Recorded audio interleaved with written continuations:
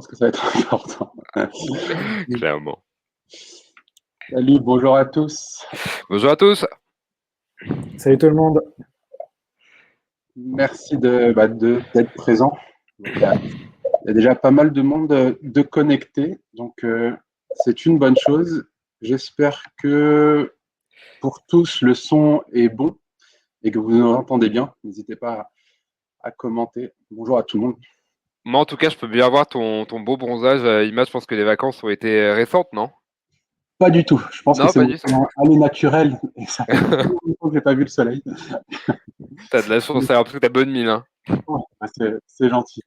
On va dire que toi aussi. Allez, on va commencer à s'auto. J'y crois moins, mais c'est sympa quand même pour le message. Donc, ouais, bonjour à tous. Top. Je crois que pas mal de monde qui se connecte. Bonjour à tout le monde sur le petit chat.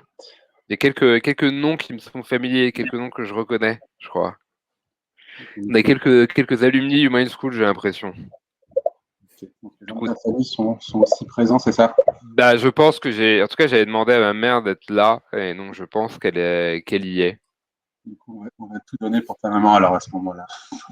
Alors ça, écoute, Imad, on en reparlera plus tard. Mais pour l'instant, on va tout donner pour les participants déjà. On est d'accord.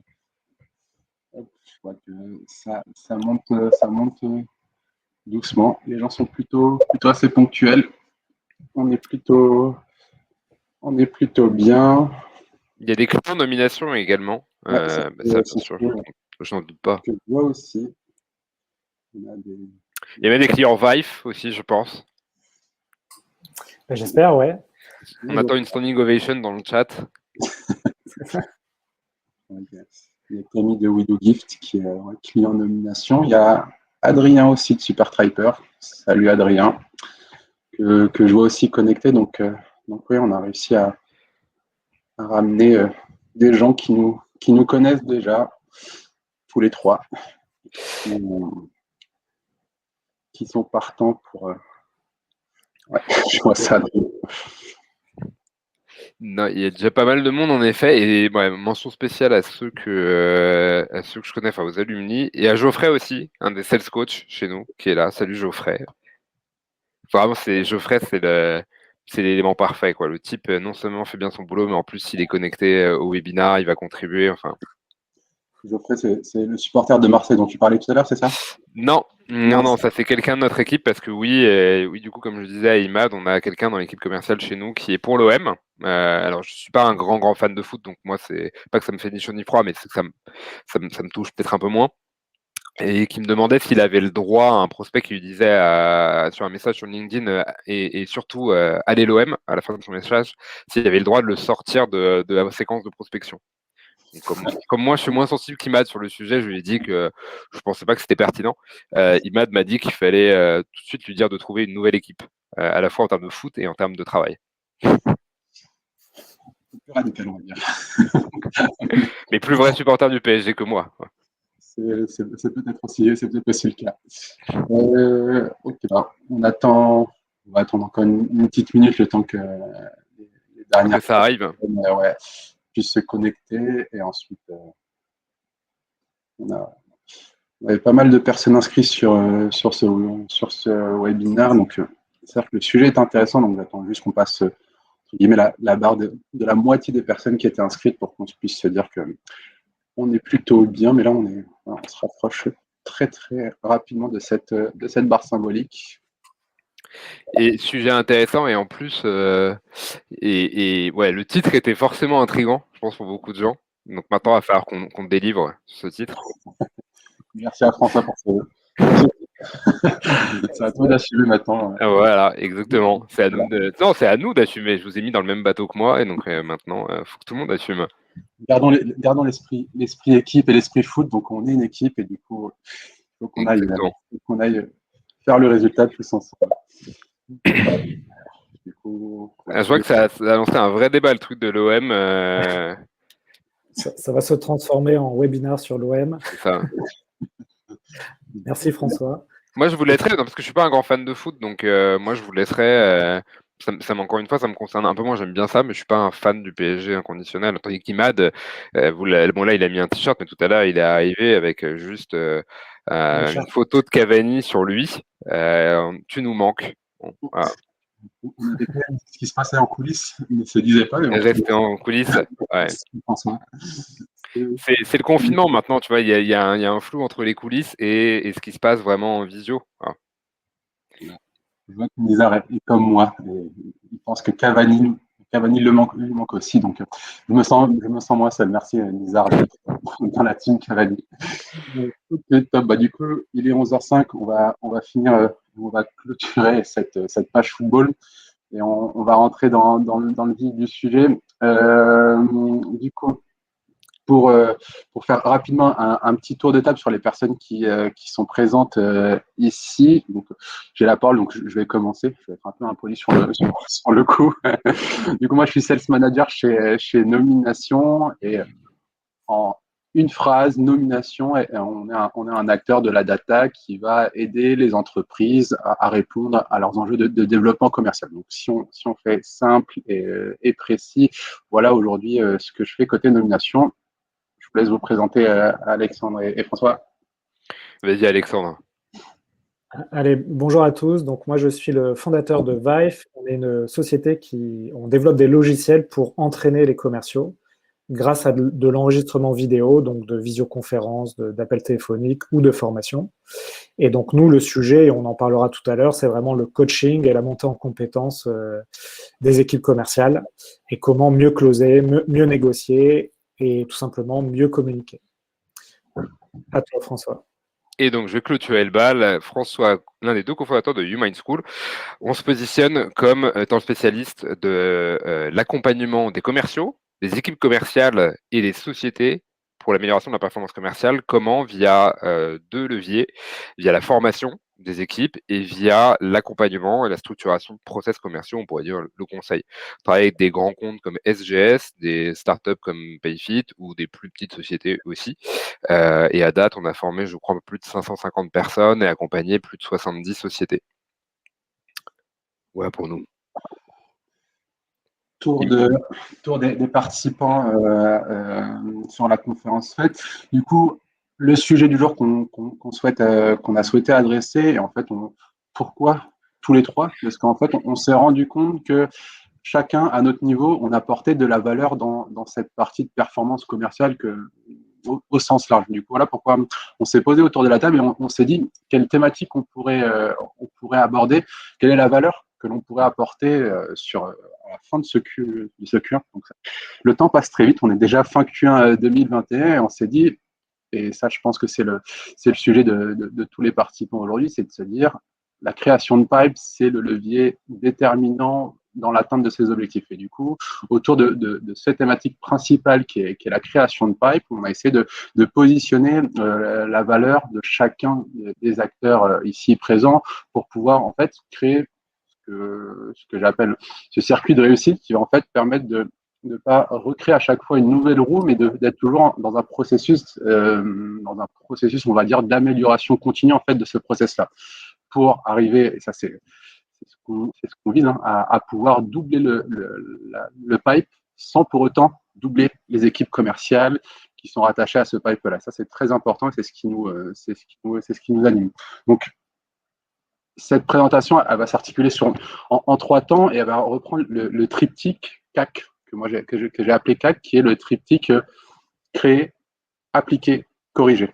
Et du coup, chacun de ces triptyques-là est porté par une personne ici présente. Et le but, c'est de pouvoir démontrer de manière très opérationnelle. On va essayer au minimum de faire de la théorie et vraiment vous donner un maximum d'outils, un maximum de cas concrets pour que vous puissiez tous présents dans cette conférence mettre ces choses en application assez rapidement juste après. Donc, n'hésitez pas à poser vos questions. Il y a Océane qui est connectée en parallèle, qui va être là pour vous répondre et qui va pouvoir faire remonter les questions. Donc, certaines questions vont être, entre guillemets, attrapées au fil de l'eau et on va quand même se garder une belle session de questions-réponses en fin de meeting pour que chacun puisse s'exprimer et qu'on puisse apporter des éléments de précision. Donc, du coup, tu n'es pas Océane, toi? Je crois pas. D'accord. Je me suis renseigné ce matin et non, je ne suis pas C'est un petit Océane. peu déstabilisant, mais bon, bah ok, on va faire avec toi, Imad. Pas de souci. François, je te laisse introduire ta partie. Ouais, avec grand plaisir. Et donc, merci à vous tous d'être là. Merci aussi à Nomination qui a été à l'initiative de ce webinaire et donc qui a l'idée l'organisation. Pour reprendre ce que disait Imad, le point de départ, ça a été de se dire, en fait, on peut parler de plein de choses quand on fait un webinaire. Et en ce moment, vu le contexte, il y a un certain nombre de sujets ou de questions qui tournent autour de pas beaucoup de visibilité sur 2021. Bon, on ne sait pas trop ce qu'on peut planifier, etc. Et donc j'ai dit à Imad, bah, tu sais quoi, et Alexandre pareil, vous savez quoi les gars, bah, on va prendre l'exact inverse. On va dire, et sur 2021, en fait, on faisait x2. Et donc on s'est dit, on va prendre le contre-pied de ça. Alors, je vous rassure, j'avais rien fumé ni consommé de particulier. J'étais en pleine possession de mes moyens à ce moment-là. Mais je me suis dit, en fait, on va essayer de faire cet exercice pour voir tout simplement ce que ça impliquerait et surtout, comment est-ce qu'on pourrait arriver à faire x2. Donc, ça peut paraître énorme et incongru vu le contexte, mais moi, je pense qu'au contraire, c'est le meilleur moment pour le faire parce qu'on peut se permettre de tenter des choses que normalement, on tenterait peut-être moins quand si le contexte était plus normal et que l'eau coulait tranquillement sous les ponts. Là, c'est pas franchement le cas. Donc voilà, c'était le point de départ. On va avoir une ligne directrice que vous rappelleront Imad et Alexandre, qui est en gros 3 moments. Chacun de nous, on va intervenir sur chacun de ces 3 moments en fonction de notre expertise. C'est un, les objectifs et la strate, l'organisation qu'on peut mettre en place. 2, c'est l'exécution avec Imad notamment en termes d'outils. Et 3, ça va être l'amélioration continue avec Alexandre. Donc moi, je vais prendre le premier morceau et après, je vais passer la main à Imad et c'est Alexandre qui clôturera le bal. Sur ce, moi je vais commencer à vous partager mon écran. J'ai quelques éléments que je souhaitais aborder avec vous. Toc. Et donc c'est le moment où vous allez me dire s'il y a l'effet démo ou pas. Fais confiance, François. Moi je fais confiance à Livestorm surtout. Est-ce que j'ai raison? On est bon. On est bon? Ok, parfait. Alors, je vous rassure, j'ai pas 72 slides et je vais lancer mon chrono pour être bien sûr de garder le timing. Alors, donc moi, la première partie, on l'a intitulée Activer. Donc l'idée, c'était comment est-ce qu'on peut adopter la bonne stratégie une fois qu'on s'est dit qu'on voulait faire x2 sur les targets. Pourquoi on se pose la question? Ça renvoie à une question, je ne sais pas si certains connaissent Peter Thiel, qui est un investisseur assez connu aux États-Unis dans la Silicon Valley, qui, à chaque fois qu'il se fait pitcher une boîte, avait cette question. Comment est-ce que vous pouvez faire en 6 mois le plan que normalement vous mettriez 10 ans à faire?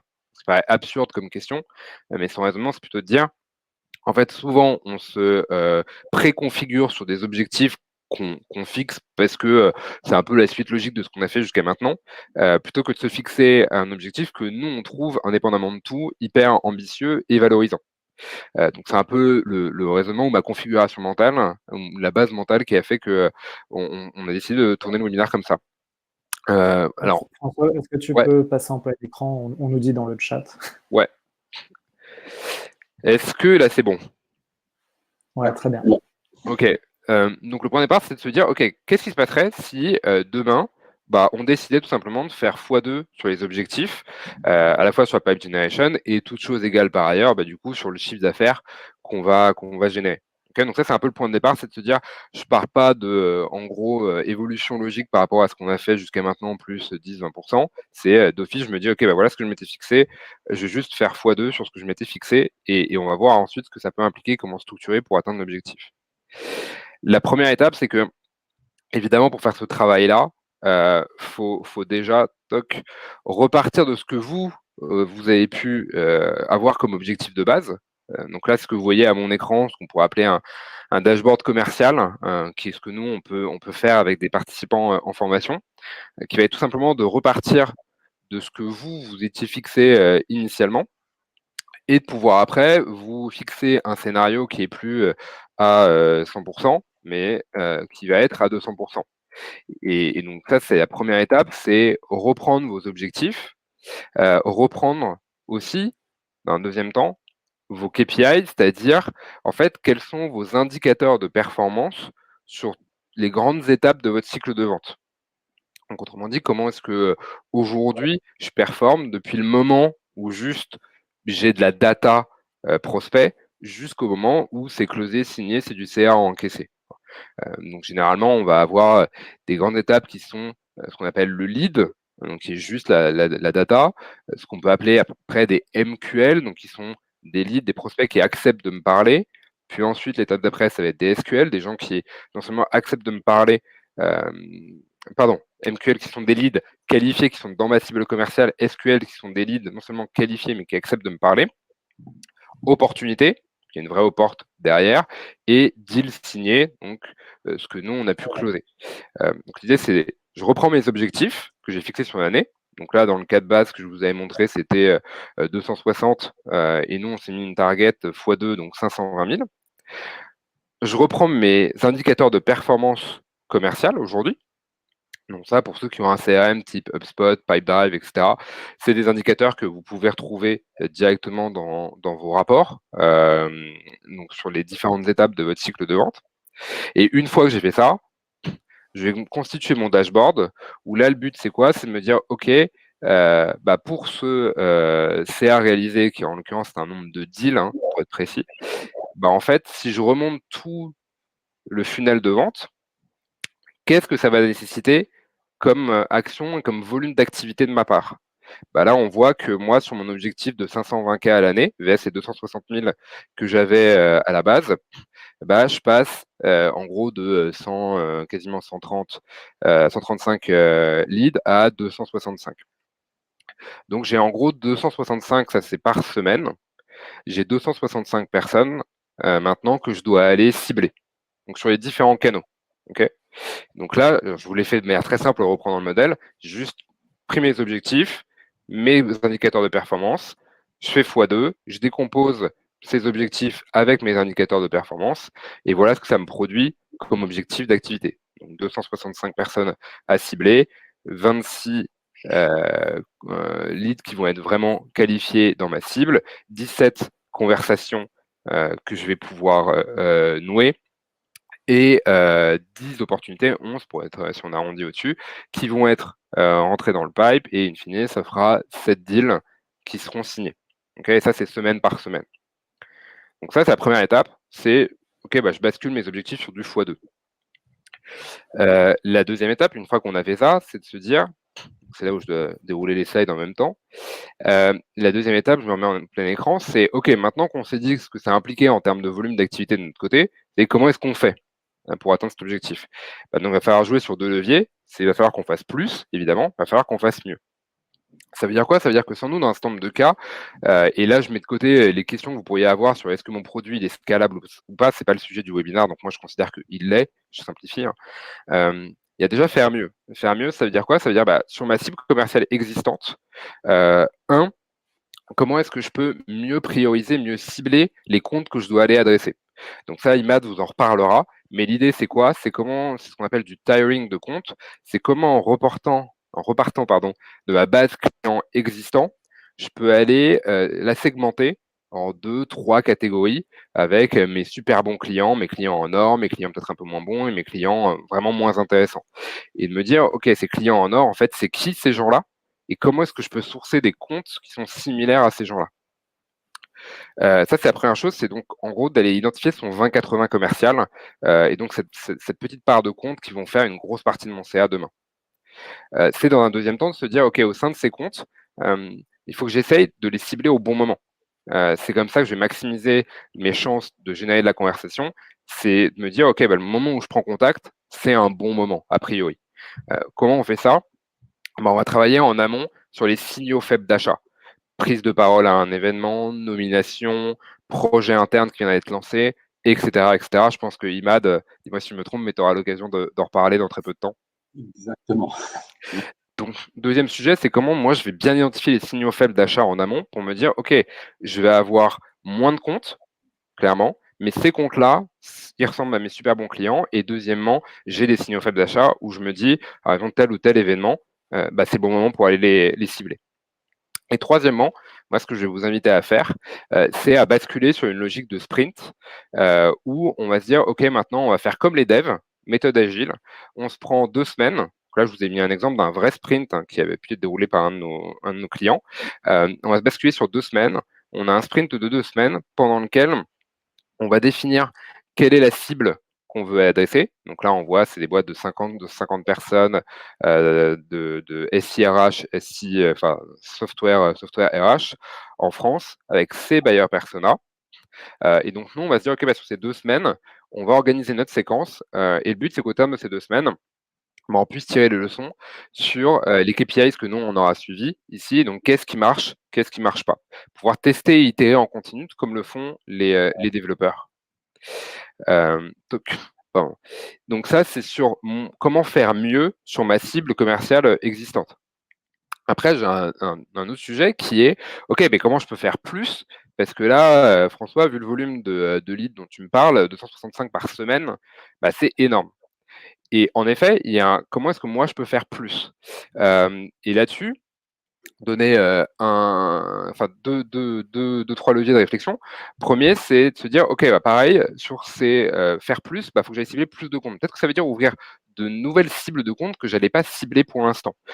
Et auquel cas, il faut que je me dise, OK, sur toutes les autres cibles de comptes que je pourrais aller cibler, quels sont ceux qui, a priori, sont les plus intéressants et les plus accessibles pour moi. Les plus intéressants parce que c'est des boîtes qui vont bien en ce moment, ça c'est hyper important.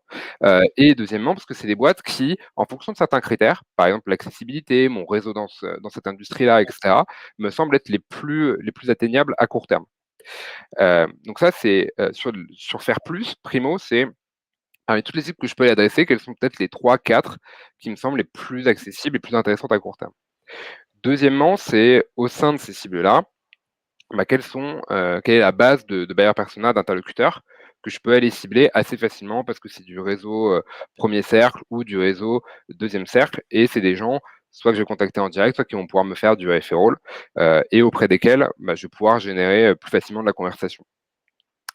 Et troisième point, c'est comment est-ce que, sur la séquence en tant que telle, moi, je vais me paramétrer des alertes ou un focus particulier sur uniquement les conversations qui vont être enclenchées.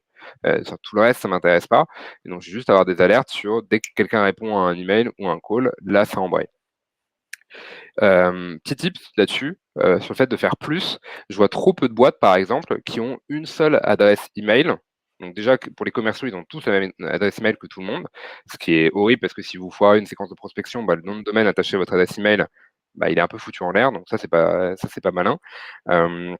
Et surtout, je vois très peu de commerciaux qui ont 2 ou 3 adresses email de prospection. On peut très bien imaginer, moi, YouMind School, j'ai youmind-school.com, c'est un de nos autres noms de domaine email. Je vais avoir peut-être youmind.school, etc., etc. Donc potentiellement, ça me permet en fait d'avoir non plus une limite à 100 emails par semaine, par jour, pardon, 50 ou 100 emails par jour, mais d'avoir une limite qui est plus à 50 ou 100, mais qui est à 200, 300. Et donc, du coup, mécaniquement, le volume de gens que je peux toucher, il est plus important aussi, évidemment. Et donc, le dernier point, c'est sur la séquence en tant que telle, c'est de se créer de nouveaux comptes email où je vais me focus uniquement sur les conversations qui sont générées et que je vais ajouter, évidemment, au sprint commercial que j'ai ici, où je vais avoir potentiellement, vous voyez, trois types de séquences à l'intérieur d'un sprint de prospection. Dernière partie, désolé, je déroule vite, mais très preneur des questions après. Je fais pas mal de sujets, je le sais. Pour faire ça, il y a quelques points, quelques éléments à mettre en place là à court terme. Le premier, c'est évidemment, il va y avoir un vrai travail sur la data à faire, d'avoir une data qui soit vraiment propre en amont là-dessus. Donc, ce qui veut dire d'avoir les outils pour faire ça, d'avoir la ressource pour faire ça, et aussi d'avoir, si vous en avez besoin, l'équipe pour le faire. Donc, n'hésitez pas, si vous avez besoin, à staffer un freelance là-dessus. Il y en a très bons sur le marché, il y en a très bons avec lesquels nous, on peut travailler, qui vont être focus sur générer de la base de leads qui soit vraiment clean et utilisable, tant pour vos comptes traditionnels que pour vos nouveaux comptes. Deuxièmement, c'est le but de passer en sprint, comme j'ai pu vous montrer là sur ce doc Notion. Le but de passer en sprint, c'est quoi? C'est justement de pouvoir tester et itérer en continu. C'est-à-dire que OK, je teste un exemple d'email. OK, est-ce que cette formulation-là, elle prend ou pas? Non. OK, sur la prochaine séquence, peut-être qu'on reverra le copywriting. Je vous ai mis un exemple à la fin ici d'un exemple de prise de contact d'email qui était basé sur l'exemple de Partout. Donc, c'est un exemple fictif. À Partout, on n'est pas un de nos clients, c'est juste l'exemple pour le webinar. OK, bah, c'est cet email de prise de contact. On fait le débrief à la fin de la séquence. Est-ce qu'il a pris ou pas? Non. OK, bah, du coup, on va peut-être changer. Peut-être que désormais, il faut varier quelle est notre première phrase d'accroche pour générer de l'attention. Et dernier point, donc ça me permet de recouper avec ce que je viens de vous dire. Sur le copywriting, pensez vraiment à vous différencier. Ça, c'est un peu mon cheval de bataille en ce moment. C'est arrêter de reprendre les trucs que vous pouvez voir comme exemple et juste de faire du copier-coller. Soyez le plus possible différenciant. Ça veut dire quoi? Ça veut dire que, par exemple, si je prends la plupart des boîtes qu'on a en formation avec nous, dans 9 cas sur 10, l'email de prise de contact d'un commercial, ça va être bonjour Untel, j'ai cru comprendre en passant sur le profil LinkedIn ou j'ai cru voir sur LinkedIn que vous étiez blabla. 90% des emails commencent comme ça. Du coup, bah, c'est simple, quand vous êtes quelqu'un qui se fait démarcher, ce qui est aussi mon cas, bah, vous voyez les emails qui commencent comme ça, vous les lisez pas, surtout quand vous êtes pris par le job, donc vous les lisez pas. Donc pensez sur la partie copywriting, c'est vrai pour l'email, c'est vrai pour les calls aussi, à vous différencier dans votre approche et pas juste à faire du copier-coller sur les exemples que vous trouvez intéressants. Le but, c'est vraiment de vous différencier. Et à la rigueur, si j'aurais un truc à vous partager là-dessus, ce qui est vrai, c'est que dans un email, et c'est vrai pour l'exemple que je vous ai montré, on retrouvera en effet toujours à peu près les mêmes éléments qui sont comment je génère de l'attention, comment une fois que j'ai généré de l'attention, je génère de l'intérêt, génère également du désir, ça c'est la partie concurrent dans l'email, et de l'action, donc un call to action très clair. C'est ce qu'on appelle la méthode AIDA, A-I-D-A. Ça, en effet, on la retrouvera dans les emails, mais au-delà de cette méthode, vraiment, soyez innovants sur le copywriting. Dernière chose, pour ceux qui veulent approfondir la méthode, je vous recommande une référence. Il y a pas mal d'articles qui ont été écrits sur eux. Une boîte s'appelle AppDynamics qui a le mérite, un mérite particulier, c'est en 9 années fiscales d'avoir été racheté, je crois que c'était 4 ou 5 milliards par Oracle, ce qui est plutôt une belle performance, et qui du coup reposait, en fait, tout le modèle commercial d'AppDynamics reposait sur un principe qui était celui dont je viens de vous parler, c'est test et itération continue sur l'ensemble de nos séquences de prospection pour justement déterminer d'une semaine sur l'autre où est-ce que ça prend, où est-ce que ça prend pas, avec quel type d'approche et avec quel type de ressources. Sur ce, j'ai dû speeder pas mal. Et je tiens à peu près le timing, je crois. Comment tu veux qu'on fasse? Imad, je te passe la balle directement. Yes. Marque une petite pause. Je récupère la main. Hop. Et à mon tour, je partage mon écran. Vas-y. Ce sera plus simple de le faire sous ce format-là. Moi, je peux prendre des questions dans le chat pour l'instant, s'il y en a qui viennent. Hein. Yes. On fait ça comme ça. Est-ce que c'est bon en termes de visu de votre côté? Ouais, très bien. Ouais. Top. Du coup, merci François. Objectif, du coup, maintenant qu'on a défini cette stratégie et qu'on a vu les différents leviers à mettre en place pour pouvoir doubler ce pipe, le but maintenant, c'est d'appliquer cette stratégie de manière opérationnelle. Et on va reprendre et on va déjà commencer par se dire, et c'est ce qu'a dit tout à l'heure François, c'était de se dire, en fait, il va falloir qu'on commence à classifier les entreprises en fonction du potentiel business. Le but, encore une fois, hein, c'est ce qu'on se dit, c'est surtout pas de vouloir doubler le pipe à tout prix en doublant les efforts, en doublant les effectifs et ainsi de suite. Non, c'est vraiment d'avoir cette approche plus intelligente, entre guillemets, et plus efficiente pour pouvoir doubler ce pipe-là. Chose très importante, il y a une source d'information, et ça, moi, je le vois chez pas mal de nos clients, qui est juste énorme, mais sur lesquels on ne s'appuie pas énormément, c'est notre portefeuille de clients existants, qui nous apprend énormément, en fait, sur les verticales et les cibles à potentiel. Et en fait, on s'est rendu compte, nous, chez Nomination, et en échangeant avec pas mal de nos clients, que cette maîtrise en fait du portefeuille, elle n'était pas si naturelle que ça chez nos clients. Et en fait, quand on leur disait quelles sont vos cibles, quelles sont les verticales sur lesquelles vous avez un panier moyen qui est plus élevé que la moyenne, quels sont les ICP qui sont plus réceptifs à tel et tel message, on s'est à chaque fois rendu compte que les réponses étaient plus ou moins précises. Et c'était, en fait, oui, on est fort dans l'industrie. mais plus précisément dans l'industrie. Oh, on est fort dans l'industrie. Ok, l'industrie, ça reste un secteur très large. On est fort dans le secteur des éditeurs de logiciels. Oui, mais quelle typologie d'éditeurs de logiciels? Un peu tout, et ainsi de suite. Et en fait, au vu de ces échanges-là, on s'est dit, mais en fait, il faut qu'on s'arrête quelques secondes, qu'on regarde un peu dans le rétroviseur et qu'on se dise, en fait, on a déjà, et toutes les personnes qui sont ici présentes ont tout un portefeuille de clients déjà existants. Et avant en fait, d'aller identifier de nouvelles verticales sur lesquelles se positionner, il fallait faire, au départ, et c'est la première étape, c'est de faire une analyse de ce portefeuille de clients existants.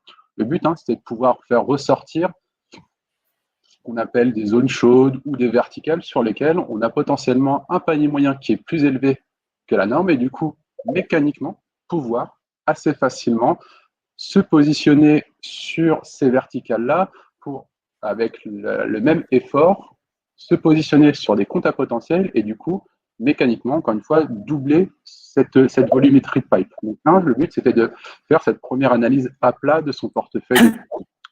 Deux, c'est de pouvoir, une fois qu'on a fait cette analyse à plat, segmenter. Donc ça, c'est très important, c'est de pouvoir positionner ces différents clients dans les verticales qui sont pertinentes pour vous et avoir une vraie classification. Encore une fois, plus cette classification va être fine, plus votre approche va être ciblée et personnalisée et plus vos taux de transformation vont être élevés.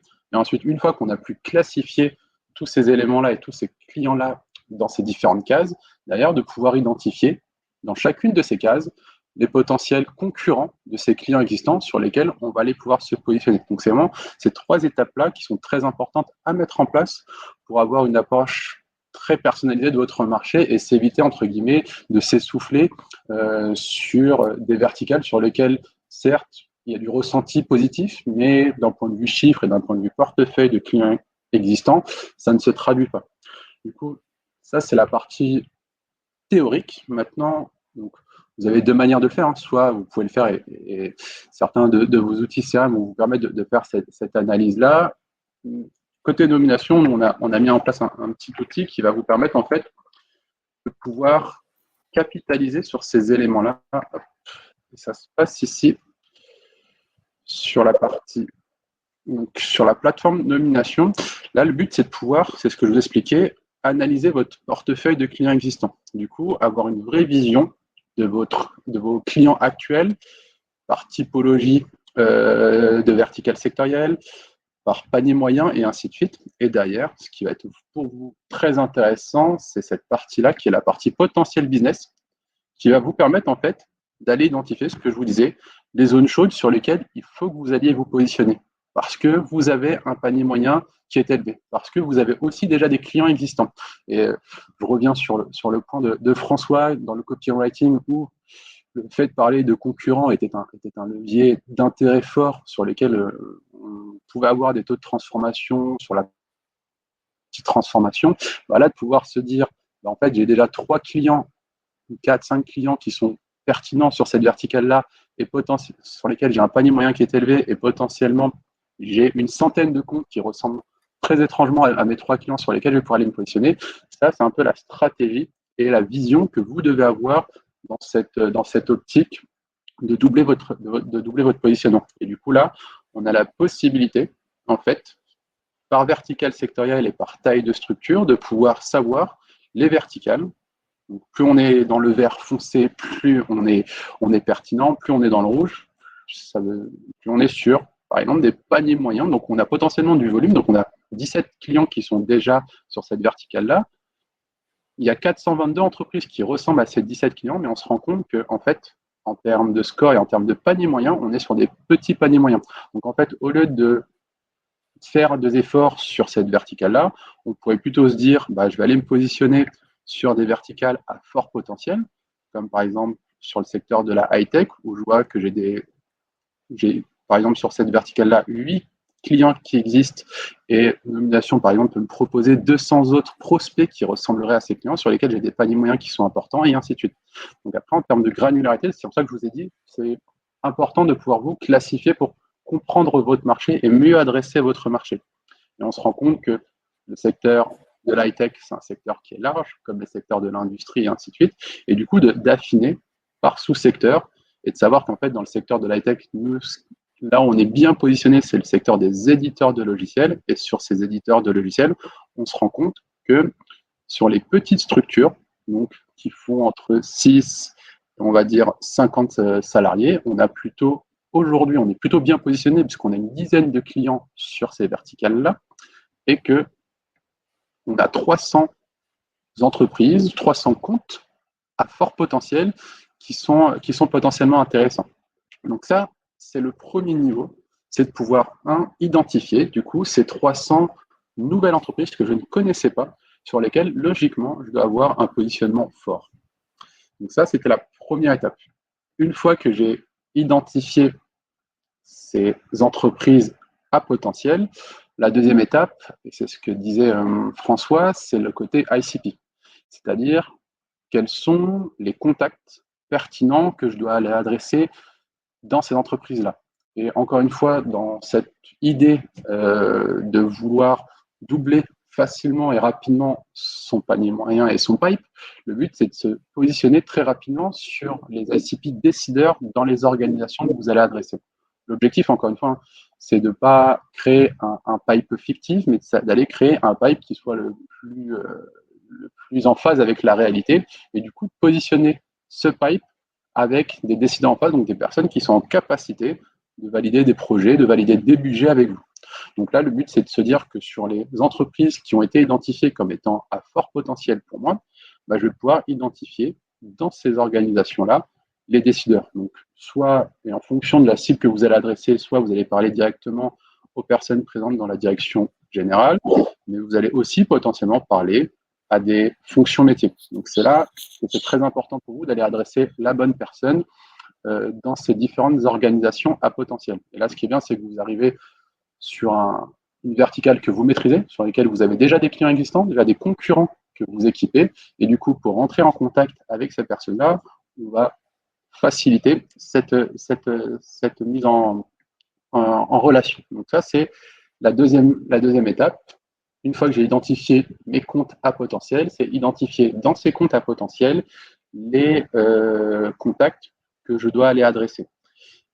Troisième étape pour aller adresser, et je continue à suivre la méthodologie qui a été définie par François, c'est de pouvoir adresser ces personnes-là avec un contexte qui doit être le plus favorable possible. Donc, ce que j'appelle un contexte favorable, c'est ce que François appelle les signaux faibles d'achat qui vont en fait nous permettre de rentrer en contact avec ces personnes-là en s'appuyant sur une actualité forte de l'entreprise.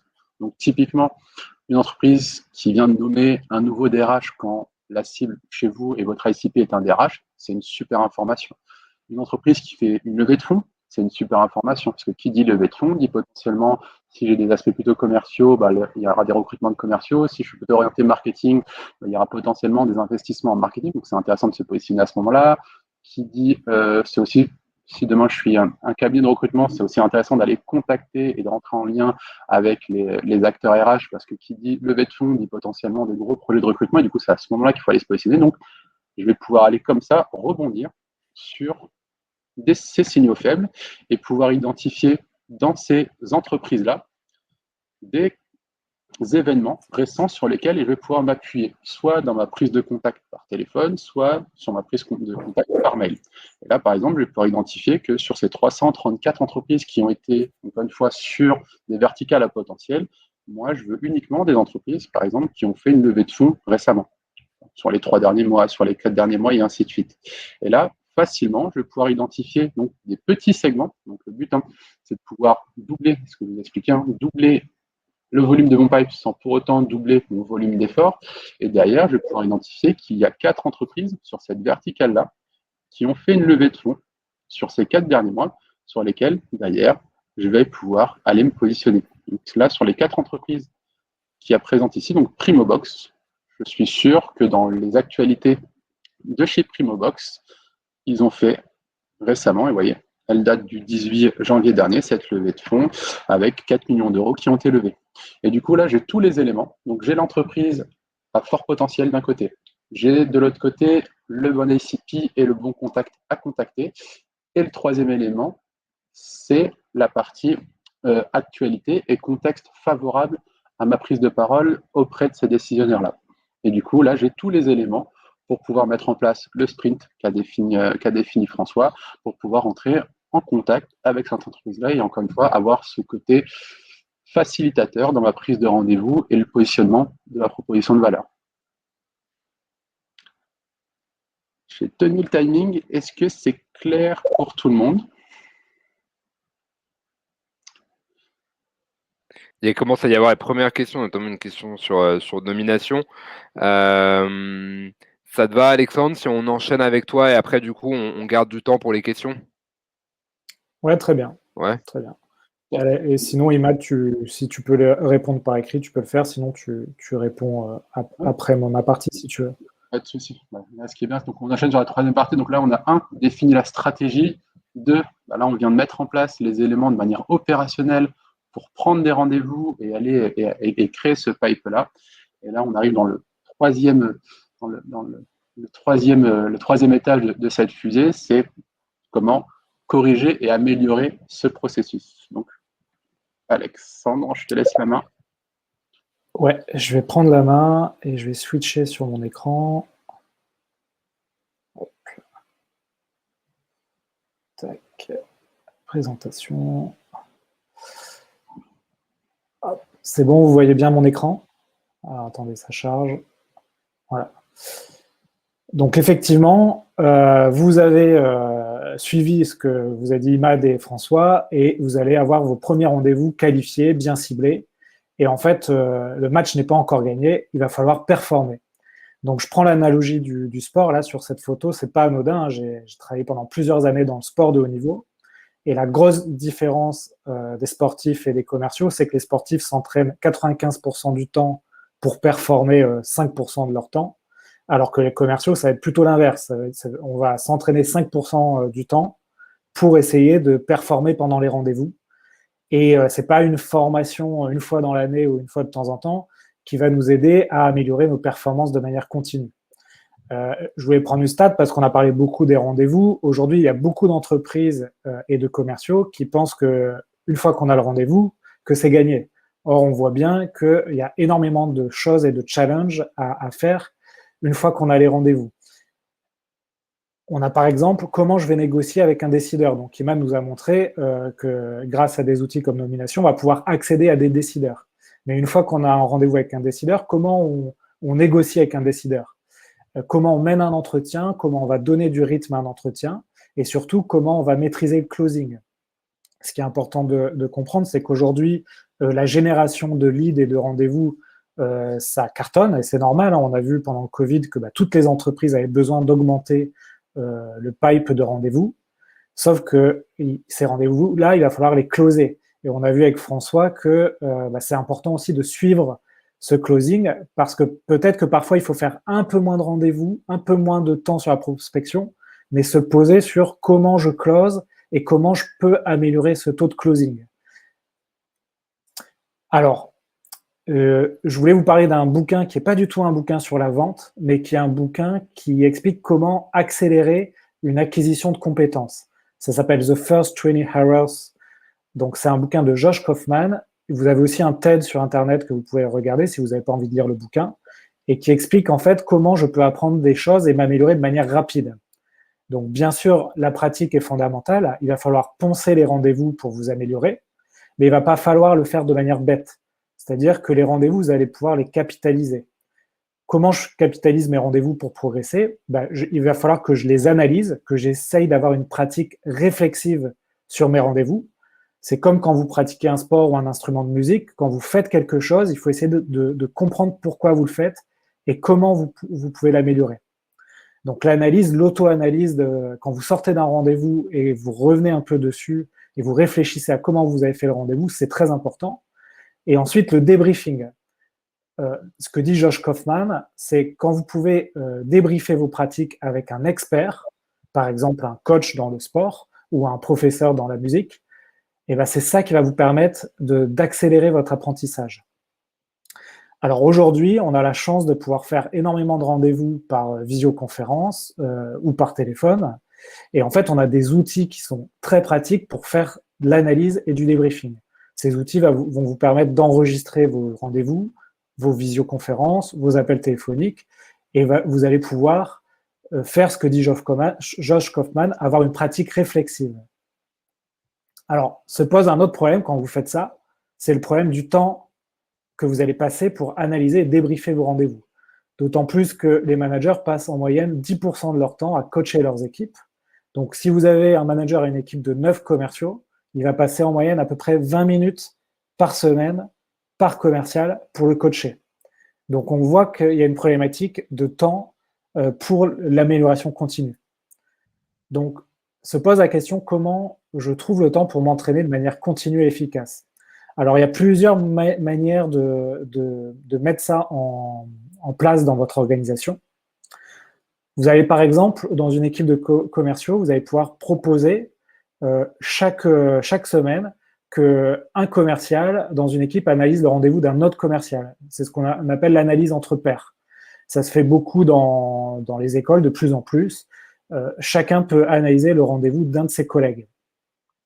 Ça marche très bien parce que c'est une analyse qui est plutôt horizontale. Vous allez pouvoir aussi prendre un coach. On a la chance en France, pour les organisations de moins de 50 personnes, de bénéficier de fonds de formation qui vous permettent de prendre un coach. Moi, j'en prends plusieurs au cours de l'année et je demande aux coachs d'analyser nos rendez-vous et d'analyser les rendez-vous de mes commerciaux. Vous pourrez aussi débriefer en différé. C'est-à-dire qu'avant, dans la vente, les directeurs commerciaux faisaient ce qu'on appelle le shadowing, c'est-à-dire qu'ils accompagnaient leurs commerciaux en rendez-vous et observaient comment ces derniers déroulaient le rendez-vous. Aujourd'hui, avec les enregistrements vidéo ou les enregistrements audio, on peut très bien se caler une plage dans la semaine pour analyser ces calls et ces visioconférences. Alors, je prends un exemple pour vous montrer en fait l'intérêt de faire ça. Je vais pas très loin, je prends mon exemple. Donc moi, ça fait 10 ans que je suis dans la vente. J'ai calculé, j'ai fait à peu près 2 rendez-vous par jour. Donc en gros, à la louche, en 10 ans, j'ai fait à peu près 5000 rendez-vous. J'ai aussi un podcast depuis 2 ans où j'ai interviewé 60 experts de la vente. Et enfin, je fais une solution d'entraînement vidéo des commerciaux. Donc on va dire que je suis plutôt une personne expérimentée sur la vente. Or, quand je fais analyser un rendez-vous commercial à un coach, voici ce que ça peut donner. Donc là, vous voyez l'interface de mon logiciel, c'est une vidéo d'une visioconférence qui a été analysée. Je vous explique, c'est très simple.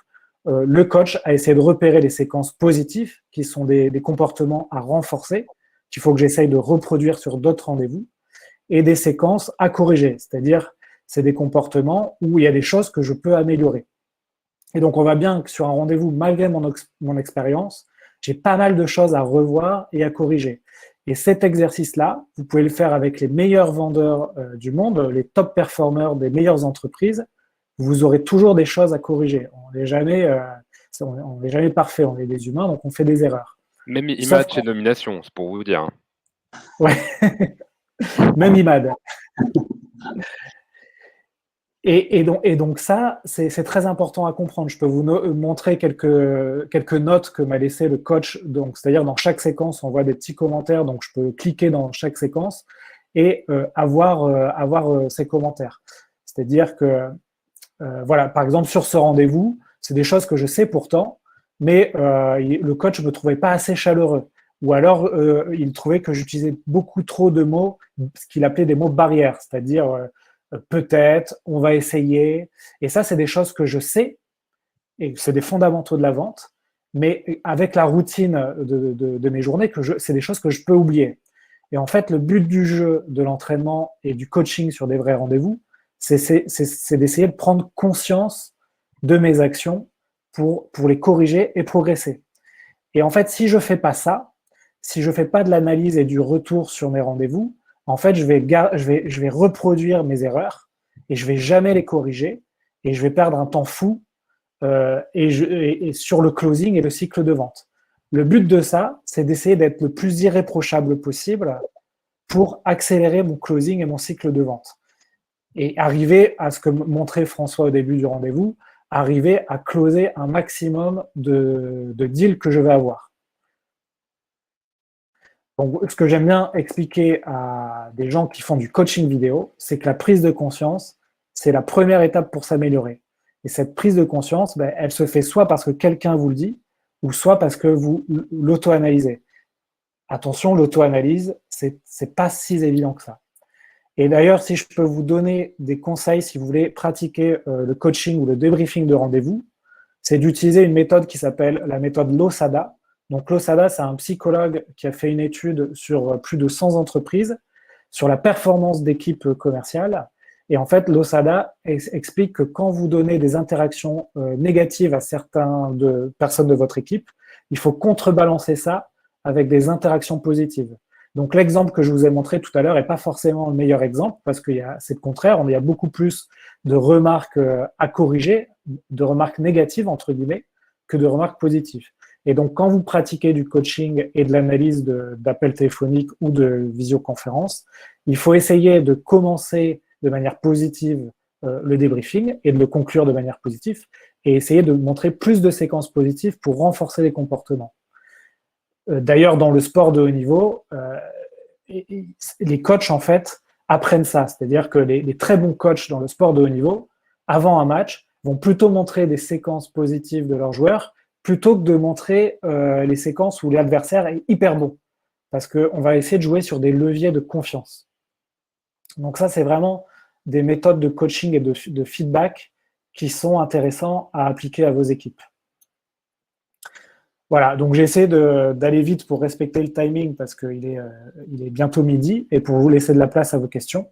Donc en conclusion, on a vu avec François comment établir la stratégie pour doubler votre pipe. On a vu avec Imad comment qualifier de la donnée et essayer d'avoir de la donnée qualitative pour se prospecter de manière intelligente.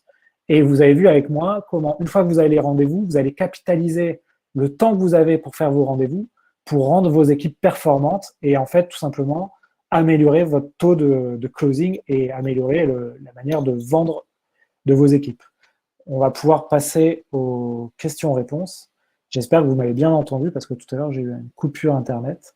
Donc, on t'a parfaitement entendu. On n'a pas entendu malheureusement ton passé détaillé dans le sport, mais parce que Alexandre était haltérophile il y a quelques années, mais on aura l'occasion d'en reparler peut-être. Ouais, j'ai switché sur le tennis de table, c'était moins prenant, je comprends. Ouais. Ok, du coup on passe sur une session questions-réponses en effet sur les différents points qu'on a pu aborder. Il y a quelques questions qui étaient venues. Je vais commencer par prendre peut-être la première et après je te laisse peut-être reprendre sur nomination si c'est le truc que tu veux ajouter. Les autres, je vous laisse, allez-y, sentez-vous libre. Le but c'est que ce soit challengé sur vous, comment vous pourriez le mettre en place. Mathieu et Laura sur la question de la data. Ouais, ce que je disais, c'est qu'en fait, il y a des organisations qui n'ont pas forcément la ressource, le temps, etc., d'avoir soit une personne dédiée, soit vraiment beaucoup de ressources et d'outils sur la partie data. Et dans ces cas-là, c'est possible de passer par des gens dont c'est le métier. On travaille avec ces gens-là. Après, c'est pour je pense, des petites organisations. Sur les plus grosses organisations, il y aura des personnes dédiées qui auront des outils dédiés en interne pour eux. Et nomination est évidemment le premier d'entre eux, à mon sens. Mais voilà, sur des plus petites structures, ouais, tu as des gens dont c'est le métier. Et donc, nous, il y a des gens avec lesquels on travaille là-dessus qui vont faire l'extract de la data. Et notamment quand tu as des cibles commerciales qui sont peut-être un petit peu atypiques, on va dire. Et voilà, et donc c'est là où ça peut être particulièrement pertinent. Si vous voulez creuser le sujet plus en détail sur qui sont ces personnes, comment ils travaillent, etc., vous pouvez me pinguer sur LinkedIn, évidemment. Et moi, du coup, je rebondis sur une question de Sébastien, sur laquelle je vais juste apporter quelques éléments de précision, mais grosso modo, ce que dit Sébastien, c'est que, ok, stop, on met en place une super stratégie, on identifie les top entreprises sur lesquelles on souhaite adresser, mais et c'est ce qui arrive assez souvent, c'est que derrière, on n'arrive pas à identifier les bons décideurs, ou sinon on tombe sur des bases qui ne sont pas à jour, et ça, c'est exactement le piège dans lequel il faut surtout pas éviter de tomber, parce que vous épuisez vos équipes, vous perdez du temps sur cette partie de transformation et du coup, la pertinence et la qualité de la data est primordiale. Et du coup, la question qui est posée par Sébastien sur la partie fréquence de mise à jour sur la data nomination, par exemple, sur la data nomination, la fréquence de mise à jour, elle est en temps réel et c'est un taux d'exactitude de l'ordre de 97%. Donc ça, c'est des choses très importantes à avoir en tête, c'est de pouvoir, faire ce travail stratégique en amont, mais deux, de pouvoir l'appliquer avec de la data qui va être propre. Ça, c'est la question. Et ensuite, Mathieu qui rebondit sur une deuxième question sur la partie qui gère donc là, Mathieu, la question, c'est sur la partie événement. Donc, oui, c'est les équipes nomination qui collectent toute cette partie d'information. Donc, le but, c'est surtout de s'éviter un Google Actu et d'avoir 400 actus sur lesquels je ne me positionne pas parce que je suis juste overbooké et j'ai pas que ça à faire. Mon métier, c'est pas de lire des actualités en sales. Mon métier, c'est d'aller prendre du rendez-vous, d'aller closer des deals. Et du coup, les équipes nomination font cette analyse macro pour faire remonter uniquement les 4-5 top actus sur lesquels moi derrière, c'est pour ça qu'on ne parle pas d'actu, on parle de signaux faibles. Et j'aime bien le terme employé par François, parce que savoir qu'il y a un article de presse, oui, c'est cool, mais les vrais signaux faibles sur lesquels il y a un projet de croissance, un projet de recrutement, des projets IT, ainsi de suite, ça, c'est des signaux plutôt faibles, voire même forts, sur lesquels il faut que vous alliez vous positionner.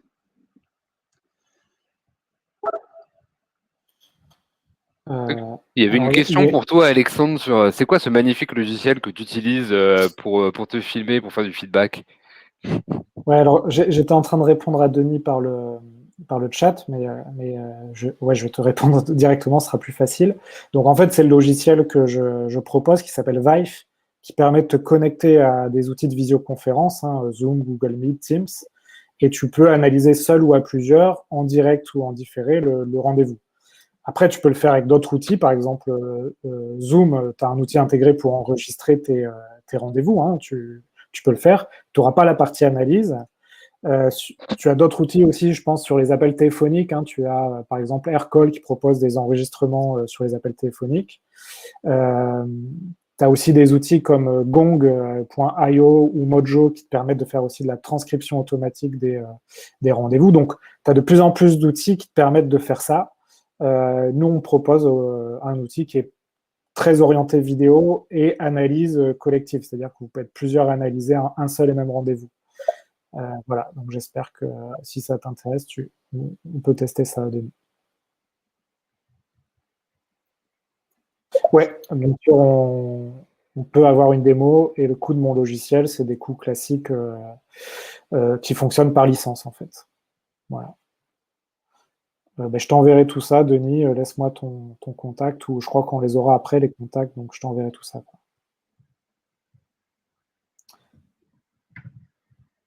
Je crois qu'il y avait une autre question, elle est pour toi, Alexandre, sur quel temps tu consacres à l'analyse de tes rendez-vous et à quelle fréquence le fais-tu? Je te laisse répondre là-dessus. J'aurais quelques éléments peut-être à rajouter par rapport à ce que tu veux dire. Ouais. En fait, c'est comme tout, c'est comme l'outil nomination. C'est-à-dire que l'outil, c'est une chose, mais après, il va falloir le mettre en place. Et la discipline qu'on va mettre en place et le temps qu'on va mettre en place, c'est ça peut-être, l'organisation, c'est ça peut-être le plus compliqué. C'est comment tu cales un créneau dans la semaine pour prendre du temps pour analyser l'école et faire du débriefing. Alors, tu as des boîtes qui, par exemple, comme Doctolib, j'ai discuté avec un manager de Doctolib il n'y a pas très longtemps, qui ont demandé à leur manager de se bloquer des créneaux dans la semaine pour analyser et débriefer des rendez-vous. Moi, pour ma part, je le fais de plus en plus, mais il y a quelques mois, je n'arrivais pas à trouver ce temps-là.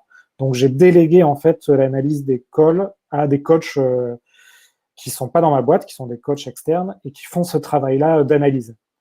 Donc, soit vous avez le temps et vous arrivez à mettre un créneau, par exemple, par semaine hebdomadaire pour faire du débriefing et entraîner vos sales, soit vous n'avez pas le temps et vous faites appel à des coachs ou des formateurs externes qui peuvent faire ça. Voilà. Tu voulais ajouter quelque chose, François?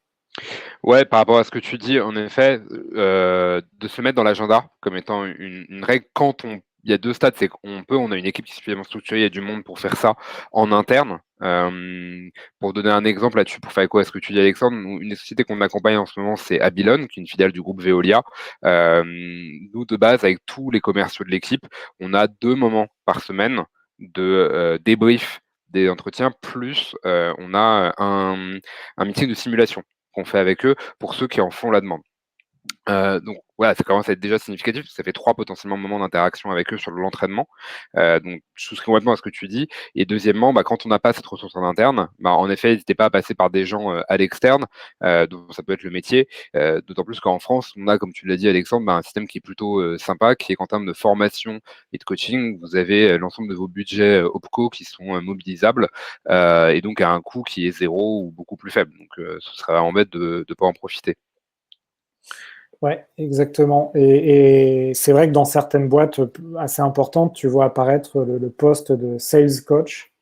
Et c'est pas des managers, c'est leur boulot, c'est ça, c'est de coacher les équipes. Exactement, sales coach, sales operation, sales enablement, ces genres de fonctions-là. Il y a une question, je crois, plus pour toi, Imad, a priori. Si tu remontes un peu, il y a une question de Mathieu, sur les feeds, sur la notion de signaux faibles.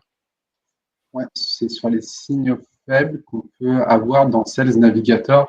Donc oui, Sales Navigator permet de faire remonter quelques typologies d'informations. La limite, c'est que c'est une information qui reste assez générique et du coup sur lesquelles il est un peu compliqué d'aller se positionner. Donc Sales Navigator permet ces éléments-là, c'est des éléments qui figurent dans les fils d'actualité et sur les pages communication des différentes entreprises. Mais grosso modo, elle s'appuie beaucoup sur ces éléments-là et du coup sur des éléments de contexte un peu plus complexes.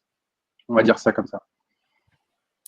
Il y a une question, François, pour toi. Si tu utilises Notion.io, apparemment oui. Donc, est-ce que tu peux nous expliquer rapidement ce que ça t'apporte? D'ailleurs, moi aussi, je me pose la question de tester Notion, parce qu'on m'en parle beaucoup. Ok. Écoute, nous, ça s'est fait. C'est moi qui ai soumis l'idée à mon associé il y a quelques temps. Je lui ai dit, je commence à faire des tests. On a fait des tests. Et en fait, on a vu 3 intérêts. On est en train de le généraliser. On l'a pas généralisé à tout, mais on est en train de le faire progressivement. Moi, j'ai vu 3 intérêts. C'est que, il y a un aspect design que moi je trouve beaucoup plus sympa à utiliser tous les jours, et Dieu sait qu'on peut utiliser une suite Google ou autre.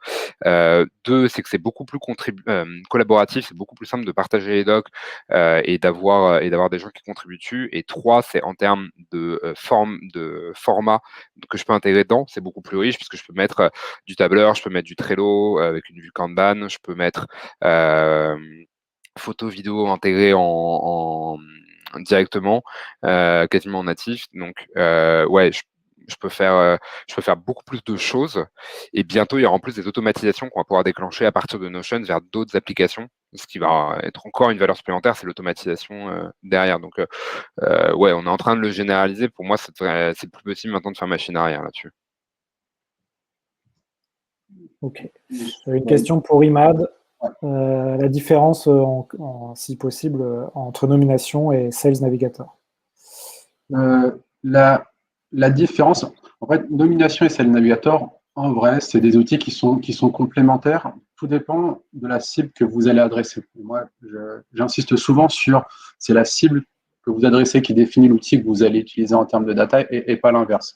Nomination a ce côté structurant de l'information parce que Nomination, à la différence d'autres acteurs de la data nomination, elle est gérée et mise à jour manuellement. Donc en fait, il n'y a pas d'algorithme pour mettre à jour ces informations-là. On ne scrape pas les informations et toutes les informations que vous retrouvez sur nomination sont des informations qui ont été validées manuellement et en direct auprès des décideurs. Donc ça, on a ce côté-là qui est le côté fiabilité et on est par exemple sur cette partie fiabilité à 97%, c'est ce que je disais plus haut, de fiabilité de l'information. 2, on a ce côté aussi compréhension d'une organisation. Typiquement sur LinkedIn et Sales Navigator, pour comprendre si par exemple on va s'adresser à du grand compte, pour comprendre une organisation et savoir qui est le DAF, qui est le DG, qui est le DRH d'une entité et ainsi de suite.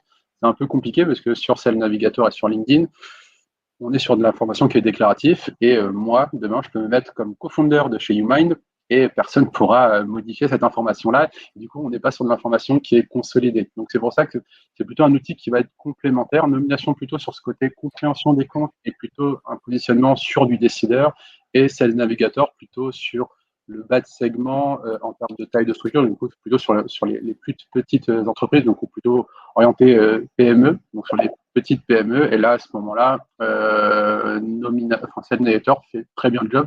Et Sales Navigator a aussi le côté des interlocuteurs opérationnels. Donc, ça dépend. Si vous parlez à des décideurs, ce sera plutôt d'une nomination. Si vous parlez plutôt à des opérationnels, ce sera plutôt Sales Navigator. Et si vous parlez aux deux, ce sera un combo des deux, tout simplement. Pour compléter ça, parce que nous, on utilise les deux solutions, et comme l'a dit Imad, en effet, c'est deux solutions qui sont complémentaires. Possible de dire aujourd'hui, LinkedIn, ça sert à rien. Évidemment, le but n'est pas de dire ça. Mais si vous avez une cible grand compte, comme nous, on peut l'avoir sur des clients qu'on accompagne, nomination, c'est un peu un passage obligé pour une raison simple, c'est qu'en fait, la data est beaucoup plus quali, elle est prise à la main. Et quand on doit aller mapper le compte, les fonctions support, qui est le DG, qui est le DAH, qui est etc., donc on a des grosses orgas, là, ça devient pleinement pertinent. Après, sinon, ici, ils visent évidemment des restaurateurs ou équivalents. Évidemment, cette nomination va être beaucoup moins pertinent. Donc, faut pas demander à un outil ce pourquoi il n'est pas fait.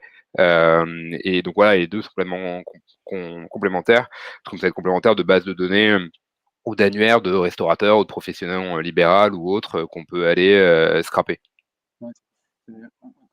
J'ai vu de Laura, qui est de nos clientes chez Supermood, qui a fait une super levée de fonds en fin d'année dernière et sur laquelle on a pu s'équiper. Et si je storytell un petit peu l'histoire, c'est une de nos SDR qui a pris rendez-vous. Comment? En s'appuyant sur le signal d'affaires qui était la levée de fonds de Supermood. Et du coup, notre SDR qui a pu positionner un petit mail assez sympa, ultra contextualisé avec un beau copywriting dessus. Et 2 mois plus tard, on a signé l'un des plus beaux deals chez Nomination. Donc ces éléments-là, et ce que dit Laura dans le chat, c'est que Nomination sur le segment PME, je la cite, elle dit que c'est bof. Et donc là ça complète ce que tu dis, François. Ça dépend de la cible que vous allez adresser. La cible, on va dire, les belles PME, les grands comptes et les ETI, ce sera plutôt du Nomination. Et le bas de segment, ce sera plutôt du Sales Navigator qui fait aussi très très bon job. Totalement aligné avec toi et avec les commentaires que l'on a. Ouais. Il y a une question que j'avais pas vue, je suis passé à côté, désolé, de Ronan, qui me demande si on est obligé d'avoir l'accord de notre interlocuteur pour le filmer. Alors moi, c'est vrai que dans mes rendez-vous, en plus, bon, c'est ça que je vends, donc je dis à mon interlocuteur que le rendez-vous est enregistré à des fins pédagogiques. Ça montre qu'on est pro, parce qu'on veut se revoir pour progresser. Et si le gars dit non, ça m'intéresse pas, je veux pas être filmé, je le fais pas. Maintenant, c'est comme toujours, hein, tous ces outils, pareil pour le téléphone, d'enregistrement, etc. Bah, cet outil, tu l'utilises un peu comme tu veux, mais en tout cas, c'est sûr que tu peux pas l'enregistrer et diffuser les records sans l'accord de quelqu'un. Ouais. Après, si c'est pour ton utilisation personnelle et qu'en plus après tu supprimes la data, il n'y a pas de problème. Je pars du principe, je demande à mon interlocuteur, je lui explique et ça se passe toujours très bien. J'ai jamais eu de problème là-dessus. On peut continuer sur quelques-unes des questions pour les gens qui sont partis ou qui veulent partir. On va poursuivre du coup la semaine prochaine cette discussion. Je te laisse en parler, Alexandre, puisque c'est toi l'organisateur de ce chatroom côté Clubhouse. Alors, ouais, et ouais, ça fait bizarre maintenant de faire un webinar pas sur Clubhouse. Donc, on s'est dit on pourrait faire la suite de ce rendez-vous, de ce webinar pour ceux que ça intéresse, en mode discussion et d'inviter des gens à parler aussi pour partager leur expertise. Donc, sur le format Clubhouse pour tester, voir si ça plaît, si ça amène du monde. Et donc, on fait la semaine prochaine à peu près à la même heure, à midi plutôt. On fait un format de 45 minutes. Et donc, n'hésitez pas, on va reprendre nos échanges et essayer de donner d'autres tips voilà, sur la vente et la performance commerciale. Donc voilà, il y a un lien, je crois que tu l'as mis, Imad, donc vous pouvez copier, coller ce lien. Et alors, désolé, c'est que pour les possesseurs d'iPhone pour l'instant. Ronan, oui, j'ai une invitation, je peux t'envoyer une invitation pour Clubhouse, il faut que tu m'envoies un mail et on échangera ou ton numéro de téléphone et je pourrai t'inviter sur Clubhouse. Ouais, en effet, s'il y en a qui ne sont pas sur Clubhouse, bien sûr, n'hésitez pas à nous envoyer un email à un de nous trois pour qu'on vous envoie une invitation pour le rejoindre, évidemment. Ouais, j'en ai quelques-unes, ouais. Est-ce qu'il y a d'autres questions qui sont arrivées entre-temps? On se laisse encore 5 minutes de questions-réponses, ça vous va, les gars? Ouais, vas-y, on peut finir à écart s'il y a encore des questions, bien sûr, sinon, les autres, évidemment, si vous devez y aller, aucun problème. Mais s'il y a des questions en plus, allez-y, feu. On se dit jusqu'à 12h15. Bon, après, j'espère que vous avez tous la référence de l'after sales. Donc, on reprend les codes encore du foot. Donc, désolé. Ah oui, c'est vrai. On reprend l'after sales, c'est vrai. C'est l'after sales. Du coup, Vincent, Denis, bah oui, il me reste 8 invitations, donc je vous enverrai, je vous demanderai votre numéro de tel par mail et je pourrai vous l'envoyer. Vous allez le recevoir directement sur votre téléphone. Idem de mon côté, hein, si vous voulez en des invitations, n'hésitez pas à me pinguer par email. C'est vrai qu'on a repris les codes. On avait hésité avec. C'était quoi déjà l'hésitation qu'on a vu sur le site? C'était. On refait le deal. Ah oui, on refait le deal. Ouais. C'était pour les plus anciens, ça. Ouais. Ça pourrait être pas mal. Hein. Tu invites quelqu'un qui a loupé un deal ou gagné un deal et tu lui demandes de nous expliquer. Et puis nous, on essaye d'être là, de donner des conseils pour. C'est vrai, l'art du storytelling de ces réussites et de ces échecs, c'est quelque chose qu'on fait beaucoup chez Nomination et sur lesquels on pousse de plus en plus nos juniors parce que c'est des éléments qui permettent en prospection, que ce soit en copywriting ou en prospection téléphonique, de pouvoir projeter le client sur ces storytelling qui leur parlent et du coup de pouvoir favoriser et fiabiliser vos prises de rendez-vous. Donc ouais, ultra, ça peut être totalement une deuxième thématique d'aller échanger et pas parler de nous et de laisser chacun des participants parler de leur réussite, de leurs échecs et de la manière dont ils travaillent, parce que je pense que, comme l'a dit François, on a toujours à apprendre je suis heureux que tu parles de ça, Imad, parce que c'est pas encore public, mais on va le lancer et on va lancer une room sur Clubhouse spécifiquement là-dessus pour inviter des sales en changeant les noms, évidemment, des sociétés et des interlocuteurs, mais à venir parler non pas de deals signés, mais de deals perdus. Et de ce qu'ils en retiennent. Et on a déjà, pour le premier, une très très belle histoire d'un vraiment, tu sais, des bons gros deals où tu te dis que tu dois y arriver, etc., que ça fait ton année et que tu paumes en se disant, en fait, dès le début, il faut pas que ça se passe comme ça et ça se passe comme ça. Bon, bref, je tease un peu le truc, mais donc on va lancer ça sur des deals perdus. Je trouve que c'est intéressant parce qu'on communique sur ses réussites et du coup, on a toujours l'impression que le monde est un monde de réussite et compliqué du coup quand on est en échec parce qu'on se dit qu'on est un peu tout seul quand on est en échec. Clairement. Et du coup, pouvoir un peu échanger et avoir un peu un retour d'expérience et d'avoir des regards extérieurs sur ces échecs, c'est, je pense, enrichissant pour tout le monde. Donc ouais, c'est sympa. Moi, je suis très content d'y participer. François, tu viens d'avoir un premier participant. Ok, bah écoute, avec grand plaisir. J'y participerai aussi. Et puis, comme on est dans les annonces, moi aussi, je vais sortir un nouveau podcast là, qui ne sera pas sur la vente, mais sur l'entrepreneuriat, qui va s'appeler Silicon Pâté. Et là aussi, ce sera sur les échecs entrepreneuriaux quand ça a commencé à sentir le pâté. Et on a déjà fait un Clubhouse il y a 2 semaines pour teaser un peu le truc. Et on a eu des super guests, des entrepreneurs, pour le coup, qui, eux, ont réussi parce qu'ils ont revendu leur boîte des millions d'euros. Mais ils nous ont quand même raconté leurs échecs. Donc, c'était très sympa. Ouais. Bah, très, très bonne idée. Silicon Pâté. Il a bien travaillé le storytelling, ça sent le pâté. Ok, c'est bien travaillé. Surtout que je suis à Toulouse, tu vois. Donc, bon, pâté, foie gras, tout ça. C'est pas faux, ouais, t'es inspiré par l'environnement. Ouais, pour l'ambiance générale. On va peut-être s'arrêter. Je vois qu'il n'y a plus de questions, il n'y a plus de nouvelles questions. Avant de se quitter, ouais. juste disponibilité les coordonnées, donc n'hésitez pas, donc, comme le dit François, soit à nous pinguer sur LinkedIn, soit à nous contacter en direct. Vous avez toutes nos coordonnées sous les yeux. Donc, en fonction de vos enjeux, n'hésitez pas à contacter l'un de nous trois. On répondra à vos questions plus en détail avec plaisir. Ouais, Charles-Antoine nous demande si un replay sera dispo. Je pense que oui. Hein. Je vais laisser Océane répondre. C'est une bonne question. Johanna lui dit que oui. D'accord, Johanna dit OK. Top. Bon, bah, super. Merci beaucoup pour être venu nous écouter. Hein. Merci François, merci Rob.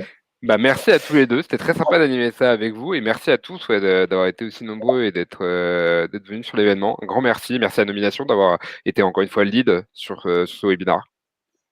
Yes.